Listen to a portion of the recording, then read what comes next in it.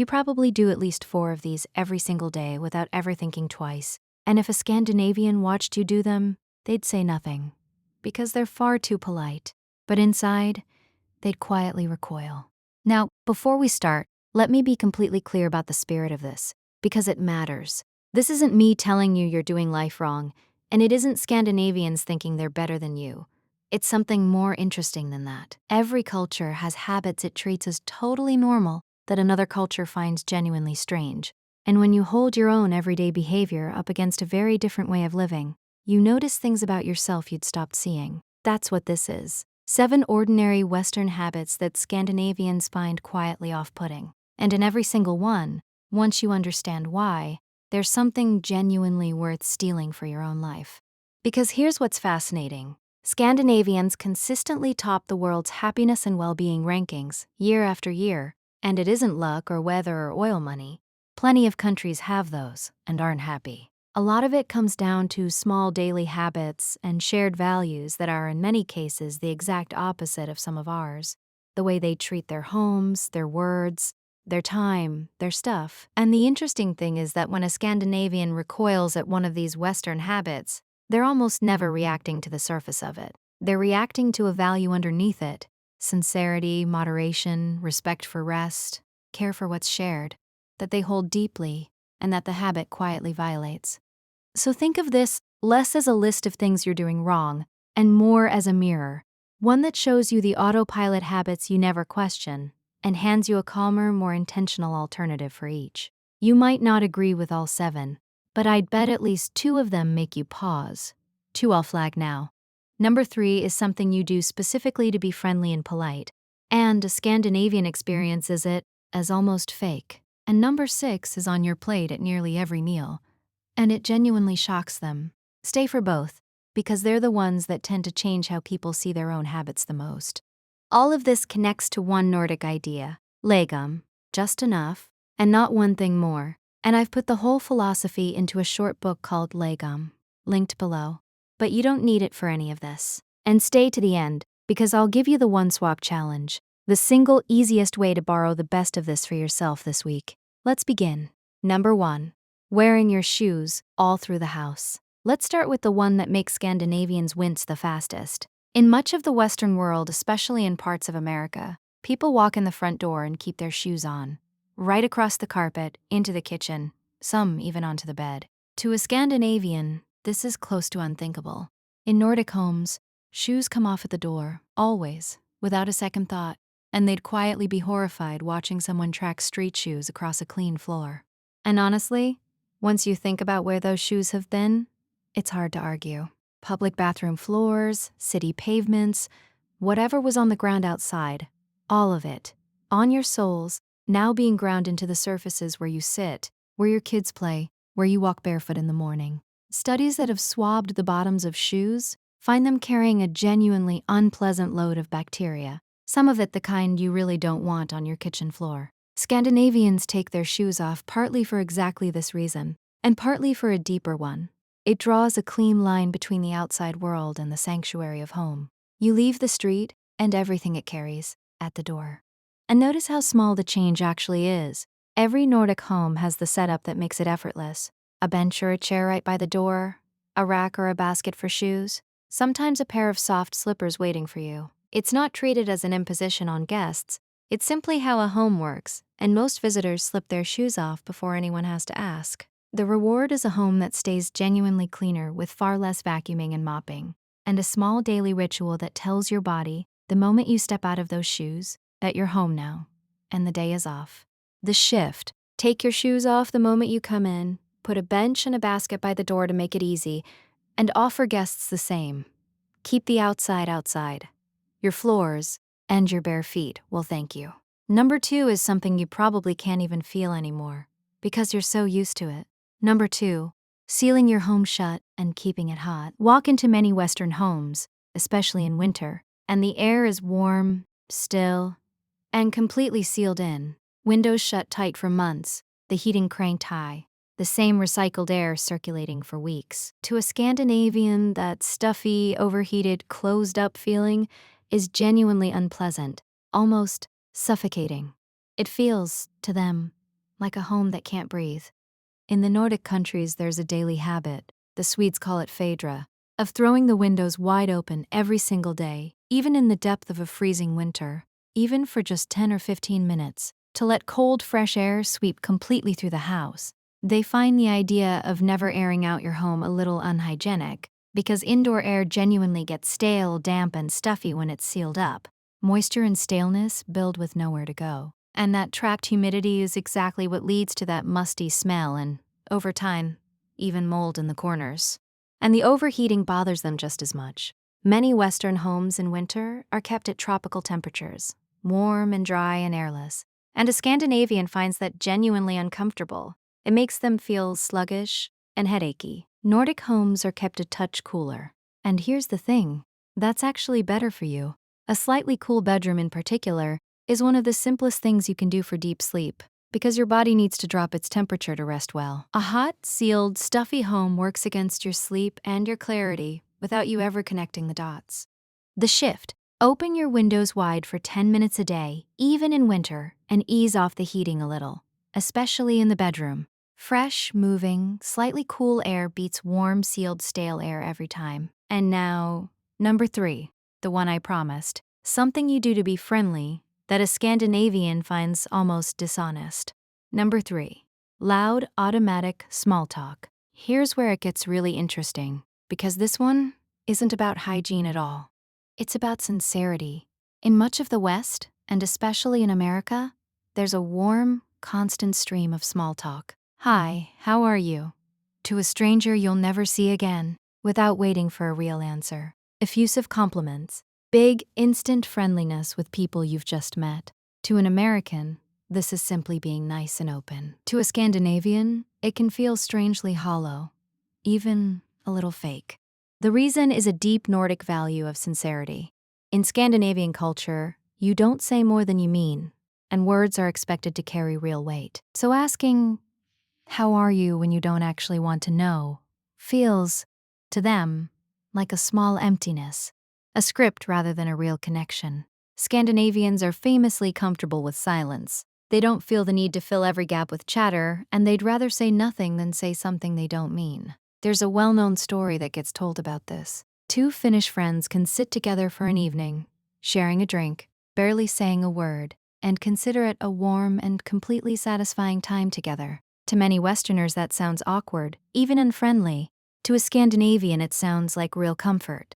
The kind of ease where you don't have to perform closeness because it's simply there. It's not coldness at all. It's that when a Scandinavian does compliment you, or does ask how you are, they mean it completely. And so it actually lands. Their words are rarer, and that's exactly what makes them count. Now, in fairness, Western warmth has real charm, and that easy friendliness makes strangers feel welcome. But there's something worth taking from the Nordic side.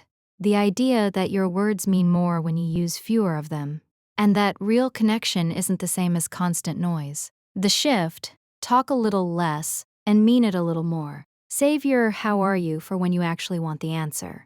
And get comfortable with a bit of silence. Number 4 is the natural partner to that one, and Scandinavians find it deeply off-putting.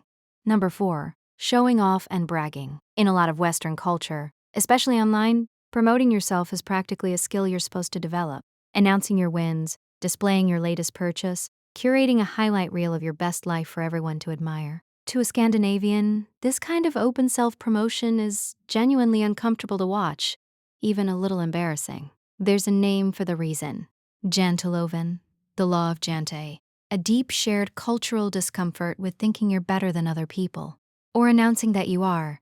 In Scandinavia, you simply don't broadcast your success or flash your wealth. Quiet confidence is admired. Loud self-promotion is quietly frowned upon. The flashiest car in the driveway is not a status win. It reads as a little insecure, a bit try-hard. You can see it everywhere once you know to look. Wealthy Scandinavians often live in modest homes and drive ordinary cars. Success is something you're expected to be quiet and humble about, not something you wave in people's faces. And that's a big part of why Nordic societies feel so socially at ease. When almost nobody is loudly competing to look richer or better than everyone else, the whole exhausting status race that hums under so much of modern life just goes quiet. Now, Jante has real downsides, and Scandinavians debate them honestly. Taken too far, it can discourage ambition and make it hard to celebrate genuine achievement. But here's the piece that's genuinely worth stealing.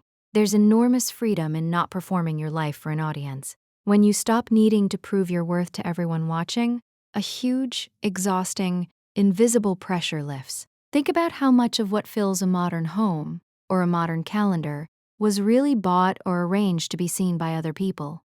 Take the audience away, and most of that need simply evaporates. You get to just live at the scale that's actually right for you, without keeping score against anyone. The shift: stop performing your life and start living it. You don't owe anyone a highlight reel. Quiet contentment beats loud proof every time. Number 5 is something you might be holding in your hand right now, and Scandinavians find it faintly absurd. Number 5, buying bottled water. Watch a Westerner buy a plastic bottle of water at a shop, and a Scandinavian might quietly raise an eyebrow, because to them, paying for water in a plastic bottle, when perfectly good water comes free from the tap, is close to absurd on 2 counts. First, the waste. A single-use plastic bottle used for 10 minutes and then thrown away offends the deep Nordic instinct against waste. Second, the sheer unnecessary cost of buying something you already have, clean and free, at home. The Nordic countries have some of the cleanest, best-tasting tap water in the world, and drinking it is a point of quiet pride. You carry a refillable bottle and fill it from the tap without a second thought. In many Nordic restaurants, you're simply brought a jug of tap water, excellent and free, and the idea of selling it to you would seem strange. Buying bottled water would feel, to many Scandinavians, like paying for air. And behind it is that broader value we keep circling back to: legum, and a genuine reluctance to consume and discard for no good reason. Scandinavians tend to be deeply environmentally conscious, and a single-use plastic bottle, manufactured, shipped, and thrown away, all to hold water you could have had for free, offends that instinct on every level. What really strikes them isn't one bottle. It's how completely normal the whole habit has become. How many billions of bottles get used once and binned for a drink that flows freely from every tap. Every unnecessary bottle is, to them, a small, pointless harm that quietly adds up to an enormous one. The shift: get a refillable bottle and drink your tap water. Stop paying for something you already have, and stop throwing away plastic for a 10-minute drink. And now, number 6. The one I promised. Something on your plate at nearly every meal that genuinely shocks them. Number 6. Enormous portions. If a Scandinavian sits down to a typical restaurant meal in America, the first reaction is often genuine shock at the sheer size of it. Plates piled with 2 or 3 times what a person could reasonably eat. Bottomless refills, mountains of food. And the second reaction, close behind, is quiet dismay at what happens next. A huge amount of it gets scraped into the bin, uneaten. To a Scandinavian, both the excess and the waste are genuinely off-putting. This comes straight from legum, just the right amount, not too much.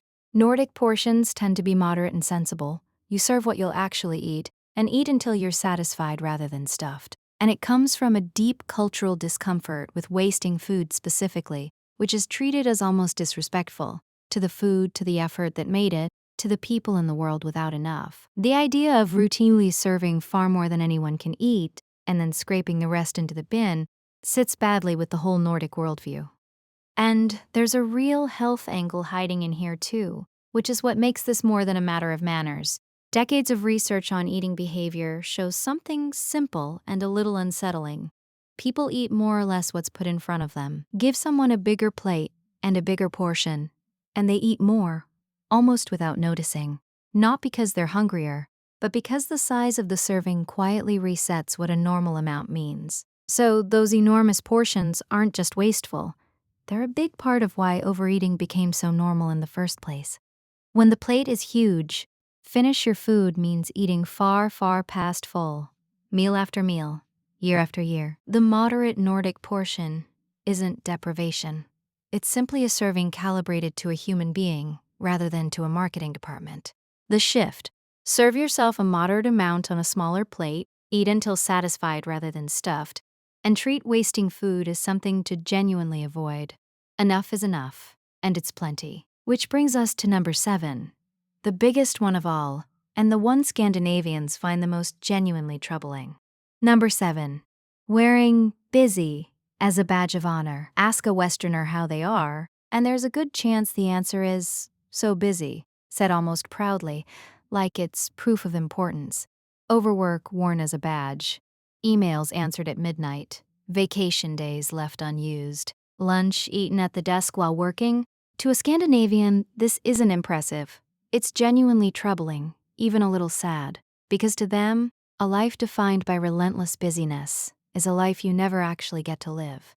The Nordic countries are built around the opposite value, and they've built it right into how life works. There's fika, the daily protected pause where you stop and have coffee and simply rest, guilt-free, often twice a day. There's a genuine cultural commitment to work-life balance. Long paid holidays that people actually take in full, without apology. Some of the most generous parental leave in the world. A widespread understanding that when the workday ends, it ends. And the evening belongs to you and the people you love. In much of Scandinavia, an email sent to a colleague at 10 at night wouldn't earn admiration. It would earn quiet concern. Underneath it all is a belief that rest, family, and time outdoors are not rewards you earn after the real work is done. They are the whole point that the work is meant to serve. To a Scandinavian, then, bragging about how little you sleep and how few breaks you take isn't a flex. It's like proudly announcing that you're forgetting to live. And the results speak for themselves. They work fewer hours than many overworked Westerners. They're at least as productive, and they're consistently near the top of every ranking of the happiest, healthiest people on Earth. And this is the one worth taking most to heart, because it's not really about a habit. It's about a whole way of seeing your one life. Busyness is not the same as a life well spent. The Scandinavians figured out, collectively, that you can be productive and successful and still refuse to sacrifice your rest, your evenings, your peace, and they're consistently among the happiest people on Earth for it. The shift: stop wearing your exhaustion as a badge. Protect your rest, like it matters, because it does. You are not here to be busy. You are here to live. So there they are. 7 ordinary Western habits that quietly unsettle Scandinavians. Shoes indoors, a sealed and overheated home, hollow small talk, showing off bottled water, giant portions, and the worship of busyness. And notice the thread running through all 7, because it's the real lesson. Every one of these Nordic reactions comes from the same place: a preference for what's sincere over what's performed, for enough over excess, for real life over the appearance of it. That's the whole Scandinavian secret, hiding inside 7 small habits. And if that thread speaks to you, the pull toward a more sincere, less excessive, calmer way of living, that's exactly what I wrote about in Lagom. It's a short book about choosing just enough in a world that constantly pushes you toward more and feeling genuinely better for it. It's linked at the top of the description, and if you've watched this far, it was written for you. Now, as promised, here's the one swap challenge.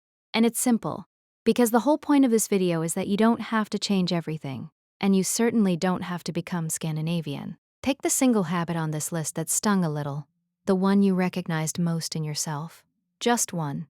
And for 1 week, try the Scandinavian version instead. If it was the shoes, go shoes off for a week and put a basket by the door. If it was the sealed, stuffy home, throw the windows open for 10 minutes every morning. If it was the busyness, protect one real, guilt-free pause every single day and refuse to feel bad about it.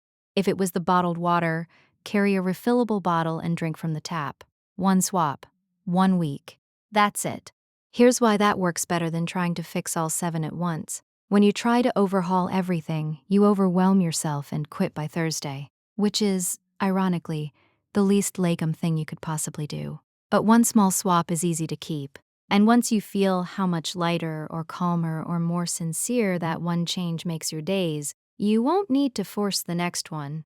It'll pull itself along, the way it does for Scandinavians, where none of this is effort or discipline. It's just how they live. You change one habit, you feel the difference, and slowly a whole quieter way of living opens up in front of you. And I'd genuinely love to know, which of these 7 did you catch yourself doing? Be honest, tell me the number in the comments, and tell me if you disagree with any of them. Because some of these spark a real debate, and I read every reply. And if this gave you a fresh way to look at your own everyday habits, share it with one person who'd find it just as fascinating. Ideally, the one who wears their shoes all through your house. Take good care of yourself, and I'll see you in the next one.